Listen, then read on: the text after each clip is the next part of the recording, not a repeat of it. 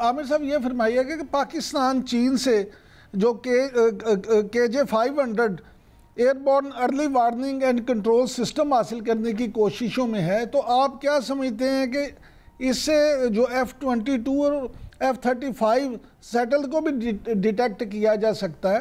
तो ये टेक्नोलॉजी अगर पाकिस्तान के पास आ जाती है तो पाक फ़ज़ाइया की ताकत जो है उसको कितना फ़ायदा पहुंचेगा? जी डेफिनेटली इसकी बड़ी एक पोर्टेंट किस्म का ये एयरबोर्न प्लेटफॉर्म है और इसमें एवेक्स का कंप्लीट जो खूबियां होनी चाहिए वो तमाम मौजूद हैं। इसकी रडार की रेंजेस बहुत ज़्यादा हैं, मतलब तकरीबन इंडिया का सारा एरिया जो है वो ये कवर करता है। और प्लस इसमें जो इलेक्ट्रॉनिक वॉरफेयर का स्वीट है वो बहुत अच्छा है, इलेक्ट्रॉनिक सपोर्ट मेजर्स का स्वीट बहुत अच्छा है, और इसके अंदर डेटा लिंक की वो सहूलत मौजूद है जो हमें चाहिए भी। और कंप्लीट कमांड एंड कंट्रोल की जो खसूसियात, जो कैरेक्टरिस्टिक्स होने चाहिए वो तमाम इसमें मौजूद हैं। और मेरा ख्याल में ये चाइना का भी लेटेस्ट मतलब एवेक्स है, और चाइना भी चाहेगा कि पाकिस्तान ज़रूर इससे फ़ायदा उठाए। और मेरा ख्याल में पाकिस्तान इसको एवेल्युएट कर रहा है। जो पाकिस्तान के पास अभी कैपेबिलिटी है एरिया की, आपने देखा जी दोनों मार्कों में उसने बहुत अच्छी एक उसकी जो परफॉर्मेंस थी वो रही, चाहे वो पुलवामा था या चाहे वो ये बुनियानुल मरसूस था और सिंदूर, इस दोनों में हमारा एरिया की परफॉर्मेंस बहुत अच्छी रही। और उसकी वजह ये है कि उसमें काफ़ी सारी चीज़ें हमने इंडिजिनसली डेवलप की हैं।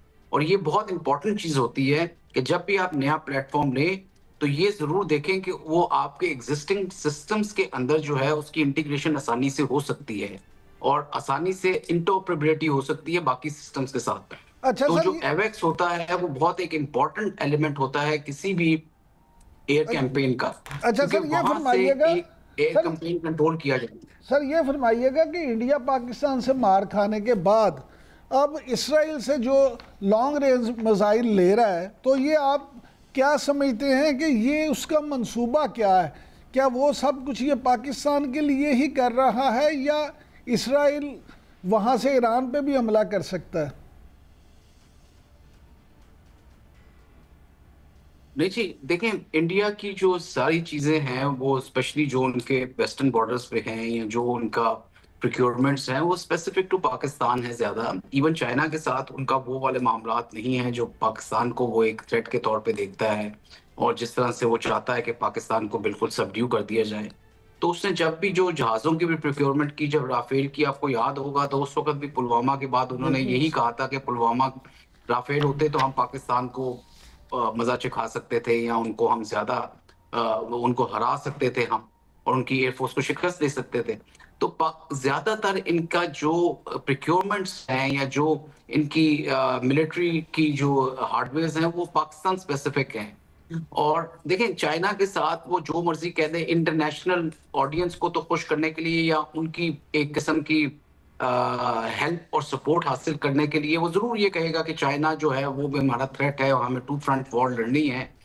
ये उसको भी पता है और तमाम इंटरनेशनल प्लेयर्स भी बहुत अच्छी तरह जानते हैं कि जितना गैप मिलिट्री का, इकोनॉमी का चाइना और इंडिया का है वो अगले 20-25 साल तक भी पुर नहीं हो सकता अगर चाइना इस वक्त स्टेगनेंट भी हो जाए तो ये कहना कि वो चाइना के खिलाफ या ईरान के खिलाफ कोई चीज करे, ऐसी बात नहीं है। और पाकिस्तान को वो की अचीवमेंट्स को वो इस तरह से अंडरमाइन करते हैं कि वो कहते हैं कि चाइना ने भी हेल्प की और तुर्की ने भी हेल्प की, और ये जो था इंडिया को जो था वो ये एहसास था कि शायद हमने सिर्फ जो है वो टेररिस्ट और मिलिटेंट कैंप को टारगेट करना है और यही डायरेक्शन था उनके लिए, इसी वजह से उन्होंने पाकिस्तान के जहाज़ों को टारगेट नहीं किया। ये सब मफरूजे हैं। देखिए अच्छा ये कहने के लिहाज से ठीक है, लेकिन ये सब मफरूजे हैं। जब एक इतनी बड़ी एयरफोर्स को जो 80 जहाज़ों के साथ आई हो, इतने लेटेस्ट और state of the art weapon systems लेके आई हो, और फिर भी वो मार खा के चली जाए और 6 जहाज अपने गिरा जाए, तो उसके पास क्या मुंह दिखाने को चीज रहती है? वो किस तरह से अपने आप को ये जस्टिफाई कर सकता है कि जी हमें हुक्म नहीं था कि हमने जहाज़ों को मारना है या हमने कोई और मिलिट्री टारगेट्स को मारना है, ये तो पाकिस्तान ने इस तरह की चीज की। और दूसरा ये कहना, ये कभी हो सकता है कि आप किसी मुल्क पे हमला करें? ये कौन सी जंग है या कौन सा ऐसा कभी एग्जाम्पल आपने देखी है हिस्ट्री में कि कोई मुल्क के ऊपर हमला कर रहा है, आपकी सरजमीन पे लोगों को निशाना बना रहा है, उनके इंफ्रास्ट्रक्चर को निशाना बना रहा है और उसमें लोग मर रहे हैं, और आप ये सोचें कि आगे से वो मुल्क जो है आपके साथ रिटेलिएट नहीं करेगा या वो चुपके से बैठ जाएगा। मतलब वो ये समझ रहे थे कि हम कोई मतलब ऐसी कौम है जो कि बिल्कुल ही मुर्दा हो चुकी है, या उनके पास इतनी पावर आ चुकी है कि हम आगे से रिटेलिएट नहीं करेंगे। वो अपने आप को अमेरिका समझ रहे थे और हमें शायद इराक समझ रहे थे या कोई और ऐसी कंट्री समझ रहे थे कि जिसने रिटेलिएट नहीं करना। तो ये चीज उनकी खाल ख़यामी भी है और काफी हद तक ये एक्सक्यूजेस हैं। ये वो एक्सक्यूजेस हैं जो वो अपने आप को और अपनी आवाम को दे रहे हैं और दुनिया को दे रहे हैं, ये बताने के लिए कि हमने इस वजह से जो है टारगेटिंग नहीं की। जबकि हकीकत ये है जी सर, आप अपना फिक्रा मुकम्मल कर दें। जी, हकीकत ये है कि देखिए उनके क्लैरिटी ऑफ थॉट नहीं थी, उनके डिसीजन मेकिंग जो थी बहुत इम्पेयर्ड थी और बड़ी ड्यूबियस थी।